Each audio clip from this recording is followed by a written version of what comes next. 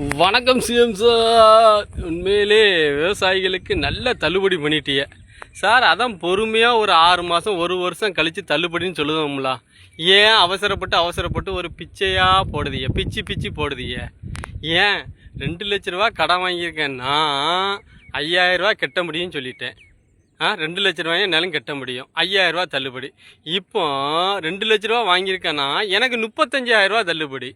ஏன் 1,65,000 ரூபா கெட்டுதேன்னா அந்த 35,000 ரூபா கட்ட மாட்டேன்னா சார்? சார் சிஎம் சார், உண்மையிலே சொல்கிறேன் சார், விவசாயிகளை மறுபடியும் வயிற்றுல அடிக்காதீங்க.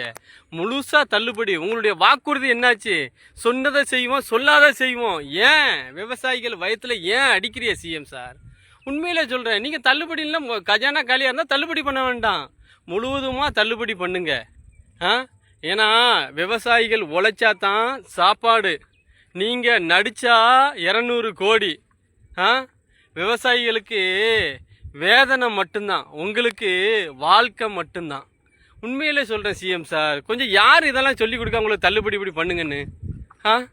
நீங்கள் இல்லைன்னா தள்ளுபடியே பண்ண வேண்டாம். விவசாயிகளுக்கு நீங்கள் எதுவுமே பண்ண வேண்டாம்.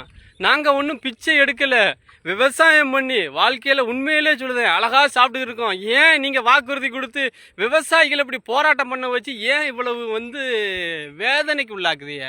அதுதான் ரொம்ப வருத்தமாக இருக்குது சிஎம் சார். இங்கே பாருங்க, இப்படி காலையில் விவசாயம் பண்ணால் தான் எங்களுக்கு வாழ்க்கை, இல்லைன்னா ஒன்றும் பண்ண முடியாது. இங்கே பாருங்கள், பயிரெல்லாம் பாருங்கள் எப்படி பட்டு கிடக்குங்க பாருங்கள். ஏதோ எங்களுடைய வாழ்க்கையை நாங்கள் ஓட்டிக்கிட்டு இருக்கோம். எங்களுக்கு விவசாய கடன் தள்ளுபடி, அது தள்ளுபடி இப்படின்னு சொல்லி நீங்கள் ஏன் சார் இப்படி பண்ணுறீங்க? உண்மையிலே வேதனை. இந்த பாருங்க, ஒரு தென்னை மரம் வைக்கணும்னா எப்படி கஷ்டப்பட்டு வைக்கணும் தெரியுமா? வச்சு அதை வளர்த்து ஆளாக்கணும், எங்களுக்கு தான் தெரியாது வழி வேதனை. உண்மையிலே விவசாய கடன் முழுவதுமாக தள்ளுபடி பண்ணுங்க. விவசாய மக்களே கொஞ்சம் சிந்திங்க. உண்மையிலே இவங்களுக்கு தான் இனிமேல் நம்ம ஓட்டு போடணுமான்னு யோசிங்க. 5 தொகுதி இடைத்தேர்தல் வருது. விவசாய மக்களே கொஞ்சம் சிந்திச்சு ஓட்டு போடுங்க. திருச்சி கிழக்கு, அம்பாசமுத்திரம், மதுராந்தகம் விவசாய மக்கள் இருந்தீங்கன்னா ஓட்டை மாற்றி போடுங்க.